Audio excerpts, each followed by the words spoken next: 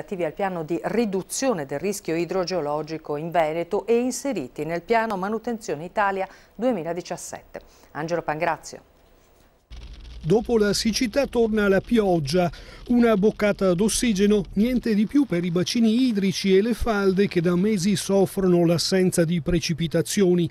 7 anni dopo le inondazioni del 2010, i consorzi di bonifica del Veneto indicano ben 697 opere necessarie alla prevenzione del rischio idrogeologico per un costo di oltre 1 miliardo e 700 milioni. Dal delta del Po al Piave al Garda, l'Ambi Veneto ha pronti 25 progetti esecutivi per 65 milioni che aspettano il finanziamento. Nell'ambito del piano Italia Sicura, il governo ha messo a disposizione i primi stanziamenti, che non bastano. Molto più preoccupante è la questione con la Regione. Noi capiamo le difficoltà economiche del momento, capiamo le difficoltà dei bilanci, però c'è una questione di priorità. Siamo molto preoccupati perché non investire nulla in sicurezza idraulica, non investire nulla in manutenzioni straordinarie significa prima o poi trovarci il conto molto pesante.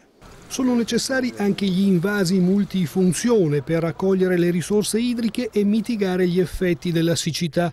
Solo il Veneto ne indica 56 come necessari, costano quasi 550 milioni. La legge di stabilità ne mette a disposizione 50 dal 2018 al 2022. L'11% solo di acqua piovana riesce a essere trattenuta sul territorio, è inevitabile che non possiamo più pensare con i cambiamenti climatici in atto di lasciare andare a mare miliardi di metri cubi di acqua senza avere infrastrutture che la possano contenere. La nostra agricoltura ne ha bisogno il territorio anche per la sicurezza idraulica.